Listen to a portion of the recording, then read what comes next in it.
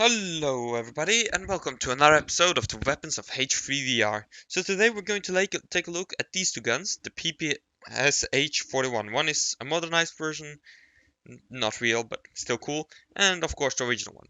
But before we go into that, I am going to announce something. So my Patreon, I have a Patreon, it's pretty much dead. However, I'm going to try and revive it now. And one of the ways which I'm going to do that is you can vote for which guns I am going to take a look at next.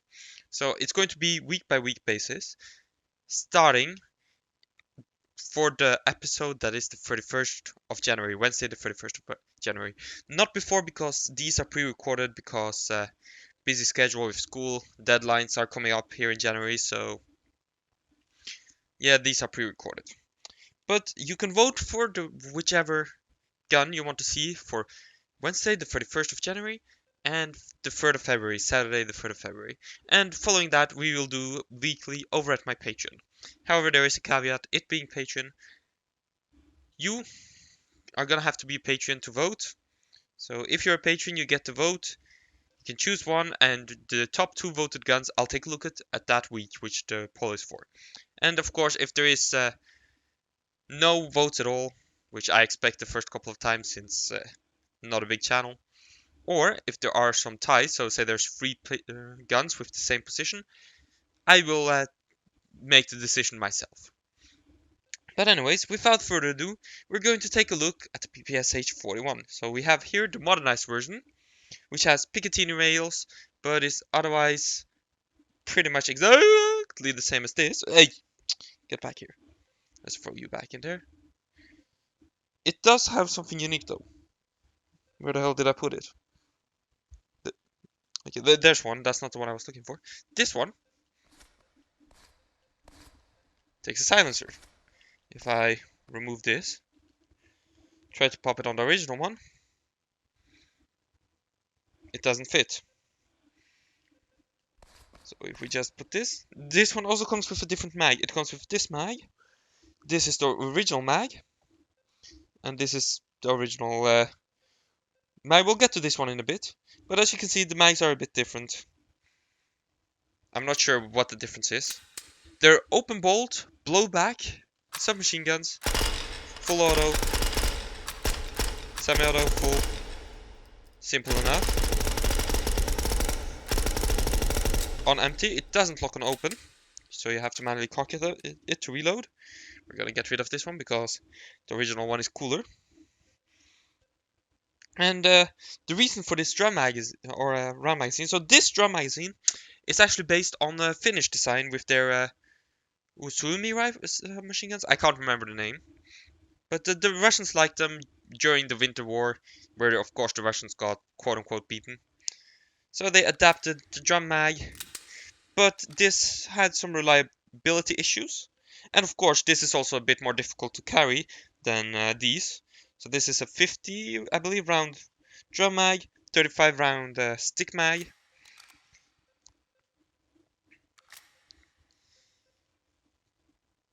This is also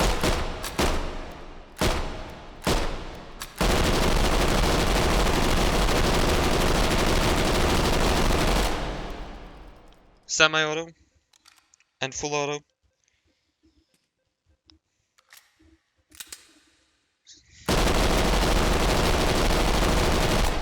These submachine guns, the Russians loved these.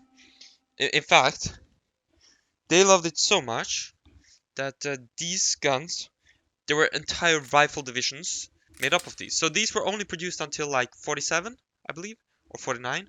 But there were 6 million of these produced in Russia alone. Of course, the AK would replace these.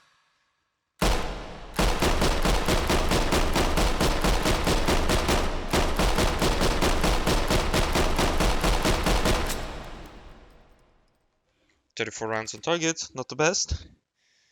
And I actually don't know. I believe this is 50 rounds. I don't know how big this is. So we're going to check that while we're here as well. All the magazines fit in the different PPSHs. It has as you see, a notch sight, simple post on front. These were cheap SMGs to build as well, even though it has a wooden stock. Most other cheap SMGs, as you will see, use metal folding stock like the grease one, the grease gun, the MP40, the stun gun. Have we taken a look? Yeah, we took a look at the stun gun. Of course, I need to cock it.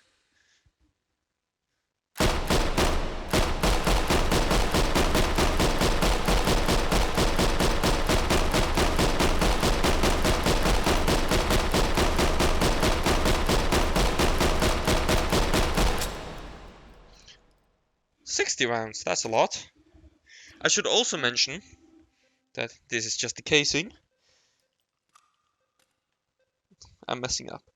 You get back here, you go back in there, you go there, you. It is chambered in the 762 Tokarev cartridge. So of course, following Russian tradition of using 762 by something for basically everything.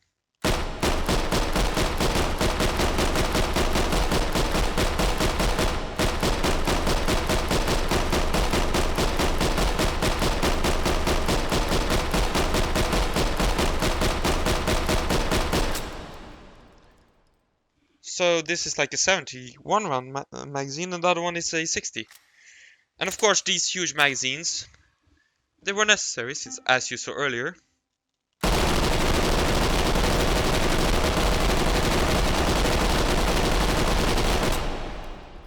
that fire rate. Just 35 rounds is like gone. I believe the PPSH could go to more than 1,000 rounds per minute, which is a lot. Also, one unique thing about this,